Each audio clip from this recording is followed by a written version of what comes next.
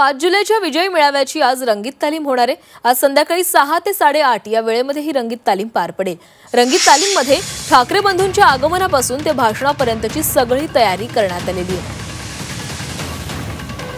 तर उद्या ठाकरे बंधूंचा हा विजयी मेळावा पार पडणार आहे आणि या विजयी मेळाव्याची रंगीत तालीम आज पाहायला मिळणार आहे। आज संध्याकाळी 6 ते 8:30 वाजेपर्यंत ही रंगीत तालीम घेतली जाईल। रंगीत तालीममध्ये ठाकरे बंधूंच्या आगमनापासून ते भाषणापर्यंतची सगळी तयारी करण्यात आली आहे।